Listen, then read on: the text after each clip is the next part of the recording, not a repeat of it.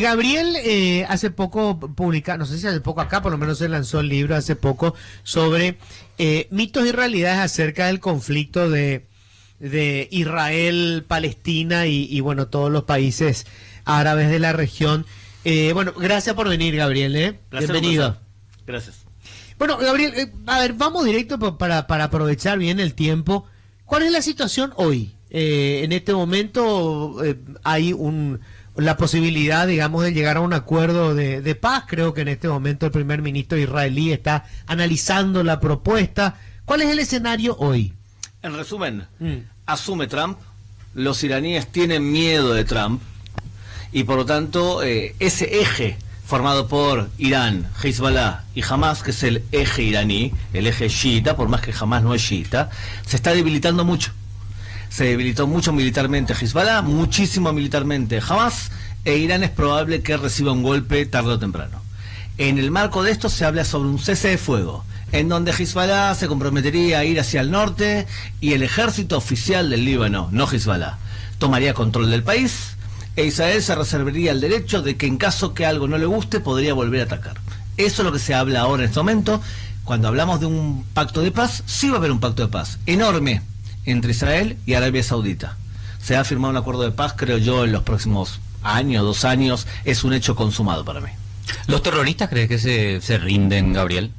No, no se van a rendir porque teológicamente no les importa la vida terrenal. Vos imaginate lo siguiente, vos sos un terrorista yihadista y te dice lo siguiente: si tú te mueres, te vas a ir al cielo y vas a recibir 72 vírgenes, todas ellas van a venir siempre maquilladas y con 30 años se va a tener un pecho casi transparente y vas a poder nadar en ríos de vino y de miel. Pero si tú no combates por la guerra santa, vas a caer 70 años de un precipicio, te vas a hacer torta contra el suelo y vas a cocinarte con todos los excrementos de todos los que no fueron buenos como tú.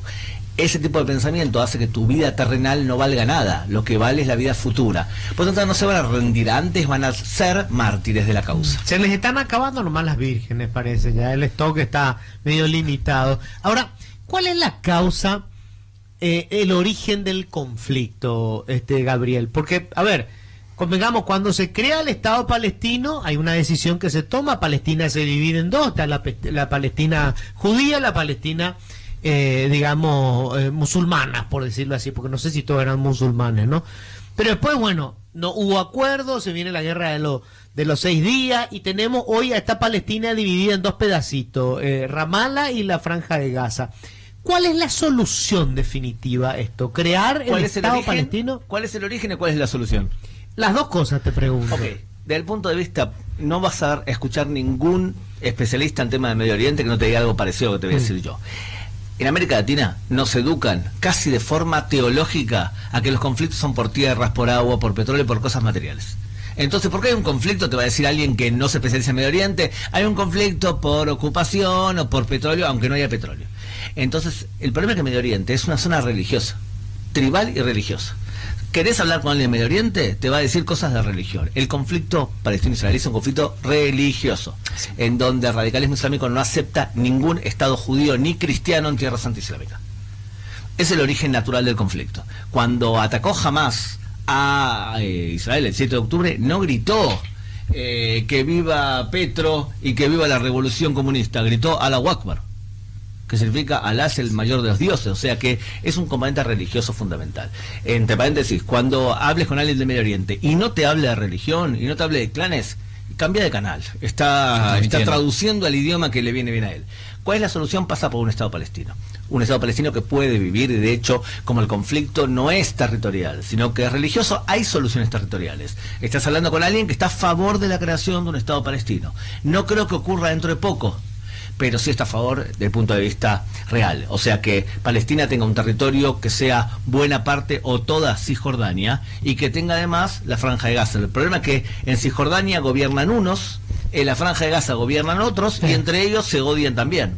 Es más probable que haya un Medio Oriente con paz regional y último que haya una paz con los palestinos. Ahora, ¿por qué decís vos el acuerdo Israel, Emiratos, digamos, Arabia Saudita, digamos, soluciona o pacifica? O sea, ¿por qué es una solución pacífica?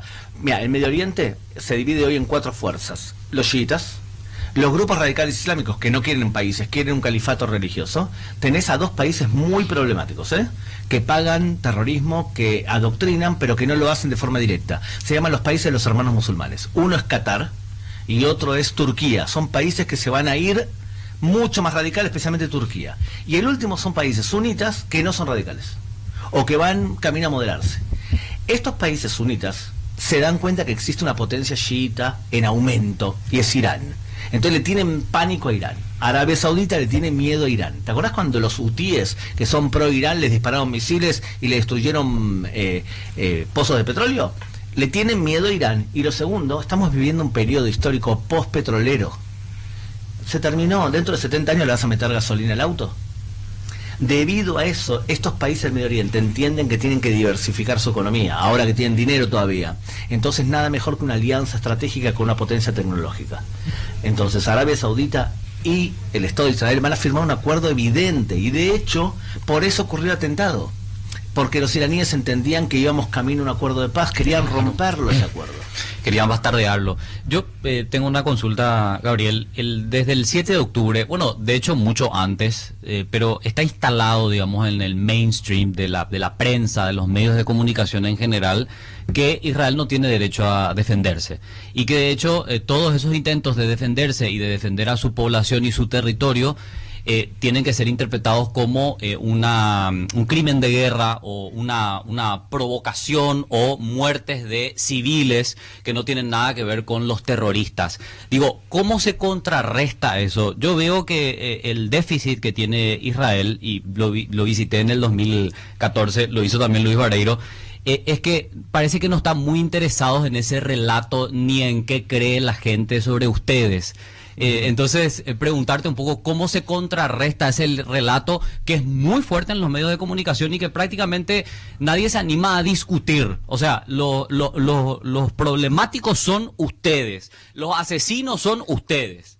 Ese es el relato. Quiero decir que yo disiento totalmente con lo que está diciendo Carlos. Yo no creo que esa sea una prédica de todos los medios de comunicación. No de todos los medios. Algunos medios. Es más, yo creo que la prensa en general es más pro-israelí. No, yo disiento. Las potencias. Bueno, pero que me Pero responda Gabriel. Tu versión, Gabriel. Depende de los países. Por ¿También? eso. Depende mucho de los países. En Argentina, por ejemplo, claramente la prensa defiende una postura pro-democrática, pro-Israel. En Argentina es claro.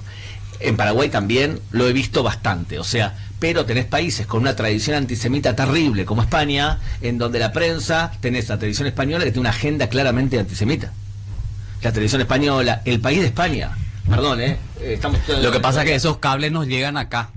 Lo que pasa es que a vos te llega la agencia EFE, que es una agencia que tiene dos cualidades para mi gusto, que trabajé con la agencia EFE porque yo era productor de noticias. Tenés una calidad periodística muy baja, la agencia EFE, y segundo tenés una línea editorial también problemática. Entonces acá hay dos problemas. Claro. Es verdad, Israel se preocupa menos por esa narrativa que está diciendo, pero también hay dos conflictos que están alrededor. Una, si todos los países tienen derecho a defenderse, salvo uno, estás discriminando a ese país, y ese país, discriminación contra el Estado donde los judíos son la mayoría, se llama antisemitismo. Eso primero, o sea que tenés 2000 años de antecedentes antisemitas. Y lo segundo, que tenés un problema acá con toda una narrativa woke. Cuanto más woke es el periodista y cuanto más woke es la cadena, menos importantes son los hechos y más las narrativas. Entonces estás compitiendo contra un mundo que parte del woke y tenés contra parte del mundo que es antisemita. Es un gran desafío, no es un desafío pequeño para un Estado pequeño. Ahora, Gabriel, cuando son las etiquetas, creo que cuando uno pierde la perspectiva y las ecuanimidades a la hora de analizar la realidad. En el conflicto actual de Israel con Palestina, sin duda hay una superioridad bélica de Israel, y creo que también las muertes que se han causado en esta guerra han muerto más palestinos que israelitas. La propia ONU te dice que Israel le dé fin a este conflicto con Palestina. Y creo que en el mundo ya hay voces que dicen lo que está haciendo Israel es un genocidio. Y lo que más se cuestiona es que Israel ha sufrido, o sea, el judío ha sufrido el holocausto. Entonces se espera de Israel un mayor posicionamiento ético en este tipo de conflictos. Y en esta guerra, según las cifras, hay más niños muertos que soldados. Entonces te pregunto, ¿cuál es tu posición con respecto a eso que no lo dice la prensa o no lo dicen los WOC? Hay el organismo multilateral más importante del mundo, es la ONU, y la ONU dice, paren con esta guerra. Bueno, la ONU está conformada con 193 países, de los cuales 130 no son democráticos, son dictaduras islamofascistas y repiten esa ideología. O sea, no busques brújula moral en la ONU, porque la ONU no lleva a juicio ni a Maduro ni a Assad, sino que se mete con un país que es una democracia. Y segundo, en general el periodista woke cita lo que dice Hamas. La cifra que acabas de decir es la cifra facilitada por Hamas. Yo como especialista en Medio Oriente te digo, alrededor de los muertos hoy en la Franja de Gaza son 38.000. ¿Cómo lo sé? ¿Cómo lo sé? Porque el ratio, que es el número de muertos entre civiles y militares en las guerras de Israel contra Hamas, es 1-1. Significa que ahora han muerto, según Israel, 19.000 soldados de Hamas. Significa que murieron el doble. ¿Está bien? Son 38.000 muertos, no la cifra que da Hamas. O sea que ahí ya te están mintiendo. Lo que pasa es que ningún periodista va a venir después y va a decir, señores, yo fui un borrego y repetí la cifra que me dio Hamas. Y la ONU repitió la cifra que dio Hamas, porque después surgen los nombres y apellidos. Y sabemos que el ratio es 1-1. Y fuera de eso te voy a decir una cosa, sí es verdad, han muerto más palestinos, evidentemente, porque hay una estrategia de Hamas de colocar a los palestinos como escudos humanos. Entonces, lamentablemente, la persona tiene que decirle a Hamas, ustedes violan la ley internacional, no se puede poner a civiles como escudos humanos, mientras que ustedes se esconden abajo de la tierra. Y fuera de eso, cuando escucho que alguien dice sobre el número de muertos, me hace recordar a la siguiente relación. Los nazis y Alemania murieron 7 millones de alemanes durante la Segunda Guerra Mundial. Británicos murieron solamente 500.000. ¿Qué? ¿Porque murieron menos británicos? ¿Ellos tienen la culpa? No, según ahora, esta lógica, los nazis eran los buenos. Ahora, Gabriel, hay una cuestión. Yo estuve en Israel y algo que me llamó mucho la atención hablando con la gente y las diferentes instituciones es que el problema religioso no es solamente el lado musulmán. Me decían muchos israelitas, me decían, nosotros estamos absolutamente a favor de la creación del Estado palestino para cuanto menos eliminar ese argumento, pero hay sectores religiosos ortodoxos en mi país que tienen minoría en el Parlamento, pero esa minoría vuelcan los resultados e impiden que podamos llegar a un acuerdo sobre esto. O sea, el problema religioso no es solamente el lado palestino, también es el lado de... Sí, pero hay una diferencia teológica fundamental. Dentro del Islam y del radicalismo islámico, el judío y el cristiano son religiones anuladas. Se dice en árabe din al-batel. Y no tienen derecho a un Estado independiente. O sea que desde el punto de vista religioso teológico, dentro del Islam en su versión radical, no hay la aceptación de ningún Estado.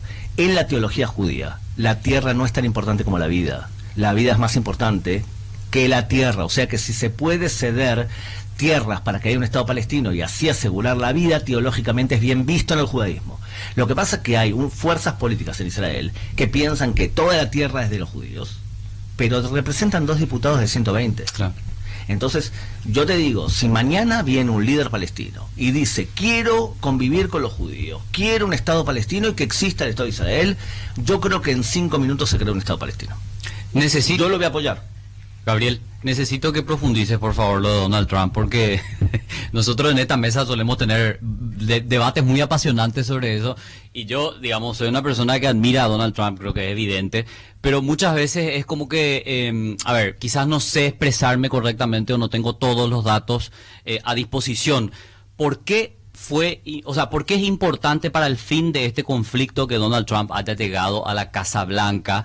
¿Y por qué estaba lejos de una salida pacífica si volvían a ganar los demócratas, verdad? Entonces, me gustaría que por favor expliques con mucha paciencia ese punto. ¿Quién es más creíble para ti como sheriff? ¿Donald Trump o Joe Biden? Por favor, que me está preguntando. ¿Estamos de acuerdo que es más creíble? Para mí. Yo no. Para mí, porque no, la mesa piensa diferente. Como creíble, ¿está bien? Sí. Yo no lo creo, no le creo a Trump ni una sola letra, ¿eh? Ok, pero fíjate lo siguiente. Había dos opciones. Claro. La opción era la opción de Kamala Harris y de el ideólogo que es Barack Obama. Claro. Y Barack Obama lo que dice es, el Medio Oriente espera que alguien le ponga límite a Irán, que se expandió mucho y que amenaza nuclearmente a sus vecinos. ¿Qué decía Barack Obama? Hay que arropar a Irán. hay que sacarle las sanciones y hay que meterlo a la comunidad internacional. Así Esta mismo. ideología fracasó. Los países como Arabia Saudita le dice a Barack Obama, ¿usted está loco? Eso no es una buena forma para nosotros. Viene de pronto el sheriff, Donald Trump, y le dice a los países del Medio Oriente, yo apoyo a mis aliados y estoy dispuesto a, si se pasan de la raya, les bajo la cabeza. ¿Por qué lo hace? Porque, por ejemplo, ya mató a Qasem Soleimani. Qasem Soleimani, de la Fuerza Al-Quds, era el principal instigador de terrorismo en todo el Medio Oriente.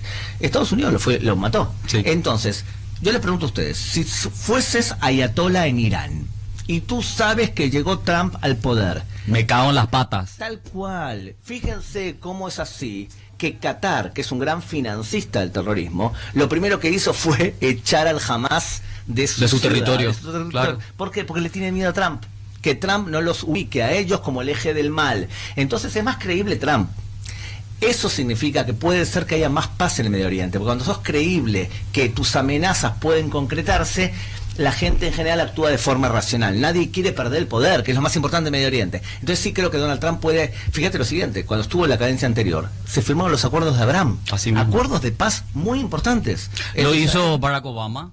no lo hizo Barack Obama, lo hizo Donald Trump. Bueno. Porque la verdad es que en el Medio Oriente, no digo el resto del mundo, puede ser acá en América Latina que no sea bueno, pero en el Medio Oriente el que tiene fuerza convence.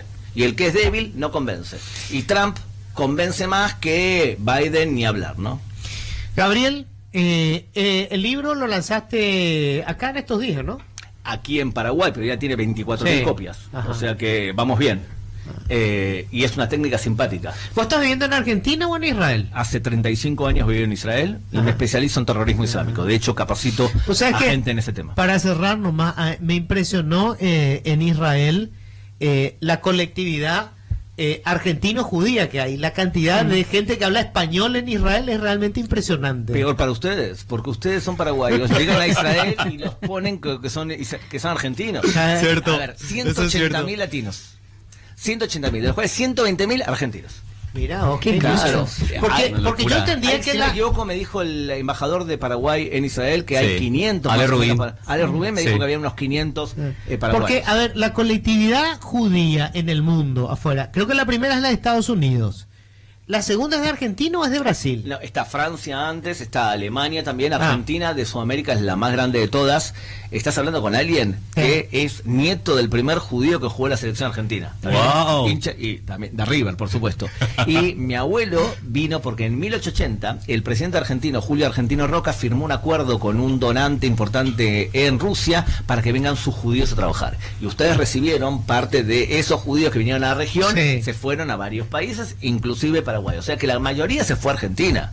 Entonces, el judío argentino, que es muy bien visto en Israel, y tenés situaciones completamente surrealistas, partidos de fútbol entre gente de Newell's y gente de Rosario Central, que son fiestas anuales, o cuando juega un mundial está el kibutz, la aldea agrícola, que son de argentinos, contra los brasileños que se odian. Claro.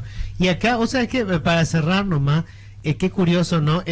Pero en Paraguay, la colectividad judía y la colectividad musulmana tienen unas excelentes relaciones. Acá, sobre todo en Ciudad del Este, Sí, sí, sí. que es una ciudad comercial por excelencia, las sociedades comerciales entre judíos y musulmanes son muy fuertes, es notable. Amigo querido, ten en cuenta que Ciudad del Este tenés un foco de Hezbollah muy importante. Sí, no. Esa. En esa parte, ¿analizaste alguna vez la acusación de Estados Unidos contra Horacio Cartes cuando le declara significativamente corrupto y le vincula con Hezbollah? Sí.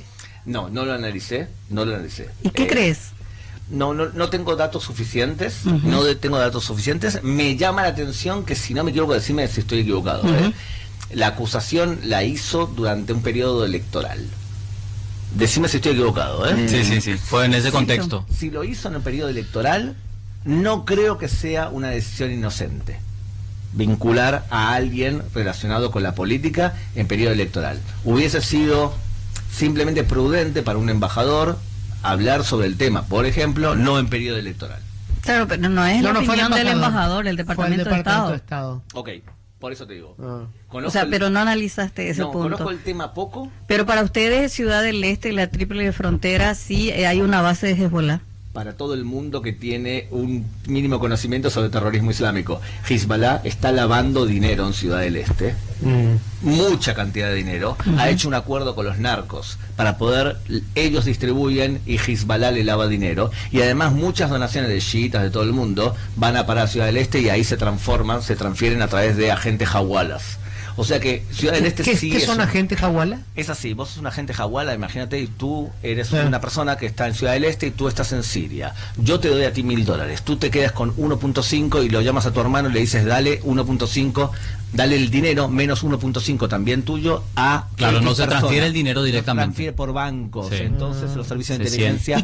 Y para cerrar nomás, Gabriel, ¿qué sabes de que se utiliza como herramienta para lavar dinero el tráfico de cigarrillos?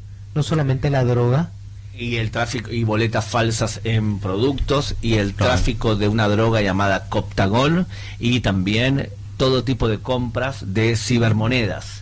El tema del terrorismo islámico en América Latina no es un tema menor, ¿eh? Según la CIA, ustedes tienen en el continente deambulando 10.000 chiitas con pasaporte venezolano. Claro. Y ni hablamos de otro país que es un foco central del terrorismo iraní, que es Bolivia. Usted lo tiene al ¿Ah, sí? lado.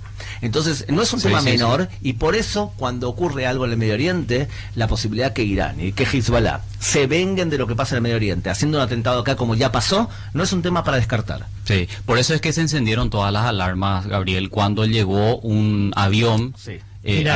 iraní con bandera venezolana y justamente a retirar una carga de cigarrillos. Y la acusación más grave contra Horacio Cigarrillos Cartes... o otra cosa más. Y otras cosas más, obviamente, porque no utilizaba un camión, un avión carguero de ese tipo para llevar una carguita de cigarrillos.